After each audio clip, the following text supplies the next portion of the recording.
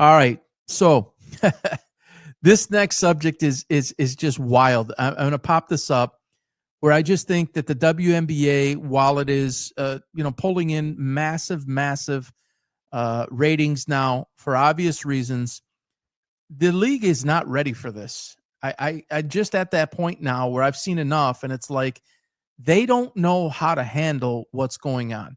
And I don't think they know how to do it at a league level. I don't know if they know how to do it at a team management level.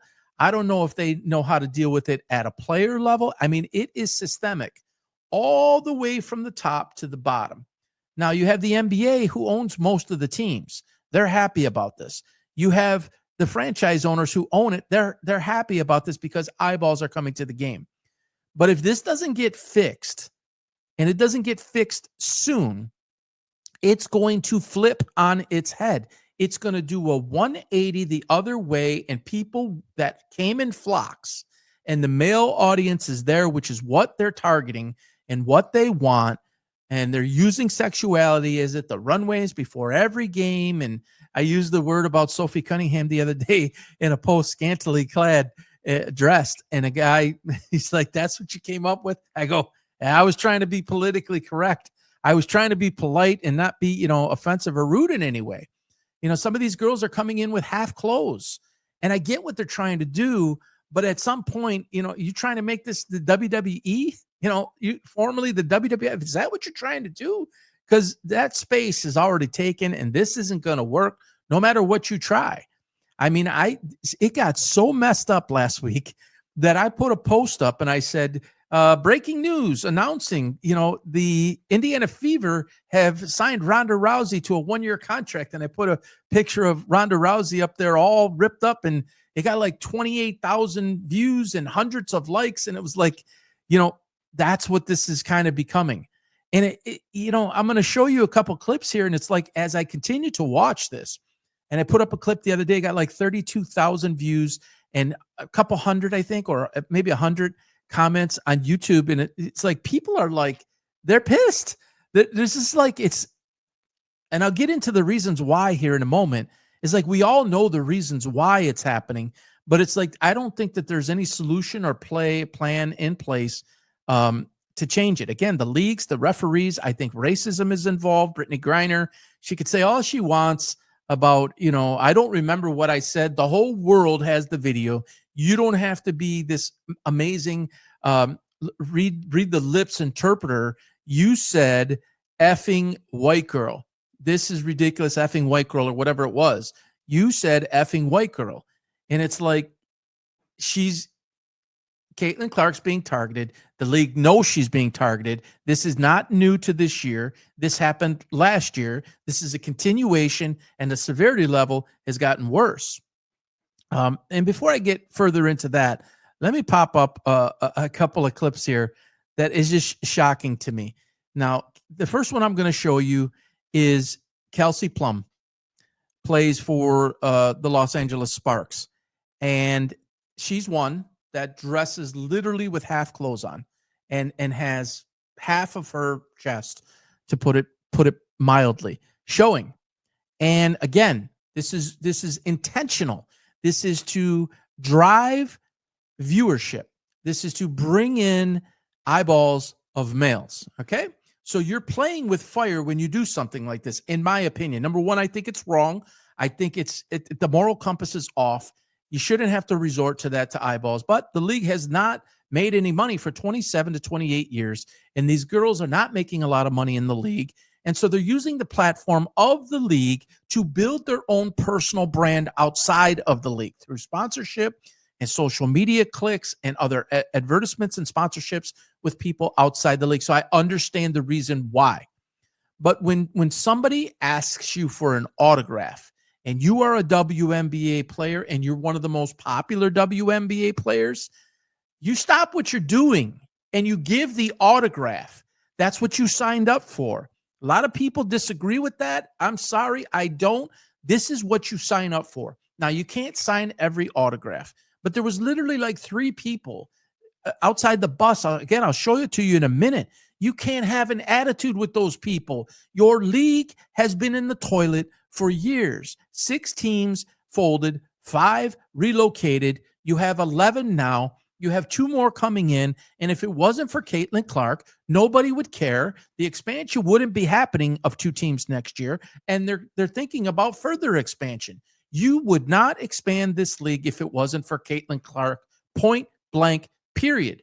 So you have an opportunity of a lifetime. She's 30. Kelsey Plum is 30, about to be 31, I think, in a few months. And it's like, so you're not long for the game for very much longer. But you know what? You have an opportunity here. You're going to build your brands and things outside the game too, which is part of what you want. You make way more outside the game than you do in the game. You used to date, I think it was Darren Waller, she used to be with, is no longer. But she's built fame. She's built publicity. And this dude wants an autograph. Let me pop this up. This is crazy. To me, this is crazy. Now, she says it's creepy. She's a little freaked out or turned off. She says she's a little bit turned off. Another guy jumped in on when I posted this and said, I don't blame him. It's kind of weird. No, it's really not. Oh, he's got cards. He's got, playing cards of WNBA players. So maybe it's a little bit strange for a 30-year-old guy, but this is who you want. This is how you can change it. All right, here it goes. Don't y'all find that kind of weird? Low-key? Like low-key, come on. A little, but okay. I'm really turned off right now. I'm just a fan, though. I know. I appreciate that. You sign one, you put my name on it. One. Awesome. I'll sign one. That's what I get you on that one. Yeah. Keep killing it this year. Appreciate that. Whichever one. No, it's a little bit hard to hear there. I'm going to replay that. The bus was right here. Now, you look here in the beginning. Let me go back here. This is security right next to her. This man right here is security. He's got an earpiece in his ear. I don't believe he's a coach. I think he's security, and he's walking with her, and he's making sure she's okay. So this is, right outside the bus, just outside I believe it's outside the stadium. All right, let's listen one more time. Again, this is Kelsey Plum. The bus was right here. Going 2 hotels here. Yeah.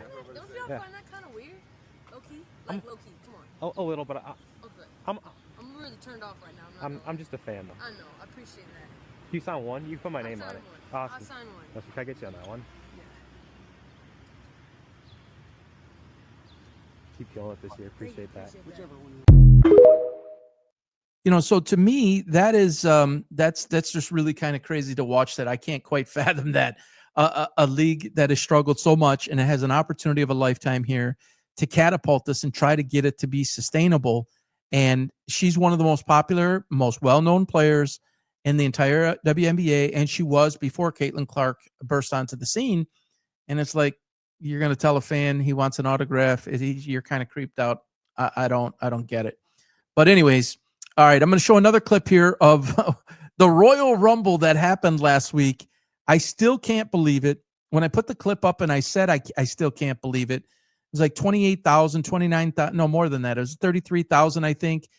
And comments coming from all over, and there's like 99.9% that think it's egregious, it's ridiculous. And there's only one sport that, you got rugby out there, okay? So we're not going to, rugby is designed to knock somebody's block off, and they don't have any pads on. The only other legitimate, sorry about that. It's not that rugby is not legitimate. The only other popular mainstream sport, and it's at the lower mainstream, but it's hockey, and that you have padding on, you have a helmet on, and a lot of times you'll see a guy get pinballed. Generally speaking, though, when it appears that a player is injured, usually you don't see it. Injured or something stops them where they have to take a moment to gather themselves, and then somebody else bumps you, and then somebody else comes and knocks you over. You usually don't see that. And in my opinion, one of the reasons you don't see that is retaliation is coming. If you think of Gretzky, if you think of Yzerman, if you think of Mario Lemieux, you think of all the great hockey players of past years, even in the more closer years. If you touched one of their superstars, you're done. Every team had an enforcer. And some, like the Red Wings, who I grew up with, you had the Bruce brothers, you had Probert and Kocher, and you had other tougher guys on the team. Later, it was, Darren McCarty, and it was, other guys like Kirk Maltby and other tougher guys that you had a price to pay, and your guy was going to take on the other guy, Ty Domi, Troy Crowder, Craig Cox, Jim Kite. I mean, I could go Larry Playfair, Dave Semenko. I could go on for days who those players were. Is the WNBA trying to do that? I mean, Sophie Cunningham had to be the Bob Probert of the Indiana Fever. That's crazy. When she goes around and she's 6'1" and a pretty gal and she's selling herself sexually. And a lot of people just learned this week that she has a black belt in Taekwondo that was obtained at 6 years old. I'm not 100% sure if she practices it still, but generally speaking, when you gain that at 6 years old, you don't lose. It's like kind of riding a bike, even if you don't practice it. And you'll notice in this clip that she goes right for head control of the girl Marina. Her last name escapes me, who's known for this enforcer type stuff. And this is just amazing to watch. We'll watch it a couple times here. I'm sure everybody's seen it, but let's look again. To the face as well. It'd be interesting to know if they're going to look at that first one for a flagrant foul. There was an impact, or there wasn't wind up or follow through, but there was a direct hit to the eye of Clark, and then just a totally unnecessary body bump.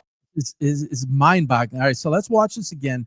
So she's bumping her, and the word around the league is Caitlin Clark can't take a physical defensive approach.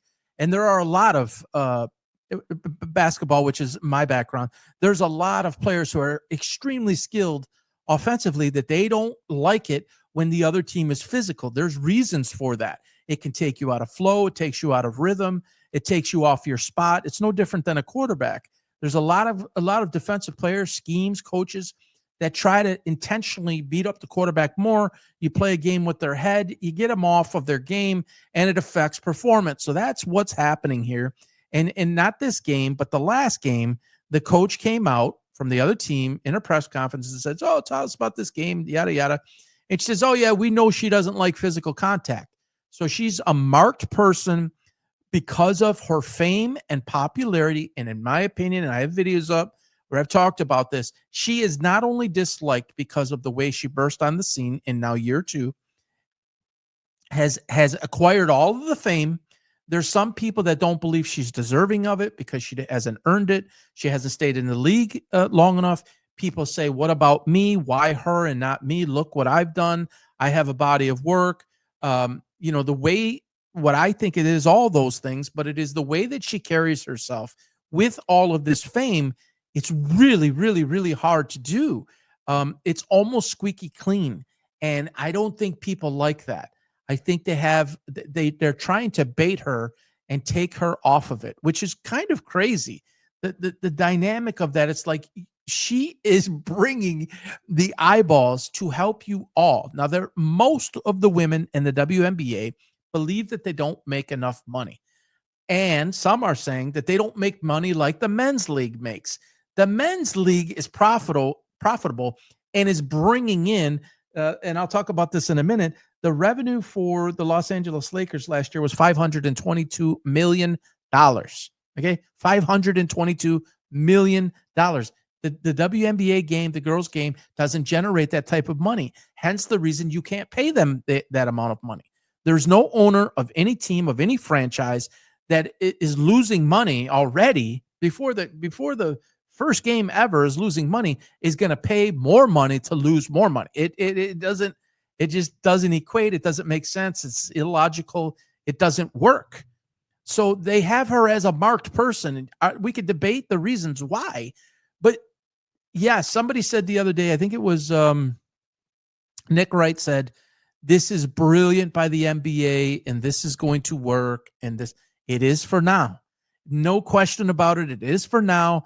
They're going to tune into the next game to see if somebody does the same thing. The other night was a 10 p.m. Eastern, 7 p.m.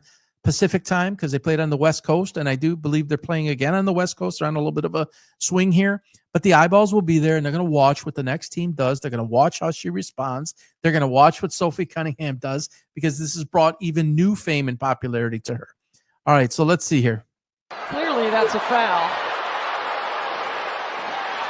And it's contact to the face as well. It'd be interesting to know if they're going to look at that first one for a flagrant foul. There was an impact, there wasn't wind up or follow through, but there was a direct hit to the eye of Clark.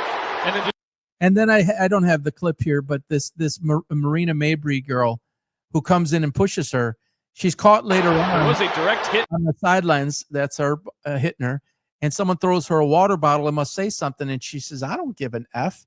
Like, she's known for this, and she's their enforcer. She's a thick gal and very strong, obviously, and is going to take those liberties against Caitlin Clark. But that's a shit show. And then I don't have the clip up here. But when she comes down the other end of the court, and you have you have Sophie Cunningham, getting head control and pulling her down was her sticking up for her teammate. You got to do it, and I think you're going to see more of that. And if you see too much of that, people are going to tune out. Somebody said, of those 40, 50, 60, whatever comments it was, the multiple guys are like, we don't want to tune in to watch this. We want to tune in to watch them play basketball and see what happens. And I think you will. It's interesting right now, but you will see more of that, and you will completely destroy this opportunity that you have before you, WNBA. If you don't get control of this, and it's like they didn't even eject her from the game. They gave her a flagrant 1. It's supposed to be flagrant 2, which would eject you from the game, and then they came back after the game and upgraded it to a flagrant 2. And it's like, how do you not see that? There's 3 of you on the court, and there's ability to. It's going to backfire. It's good for now. It won't be for later. So we'll see what happens as they go forward.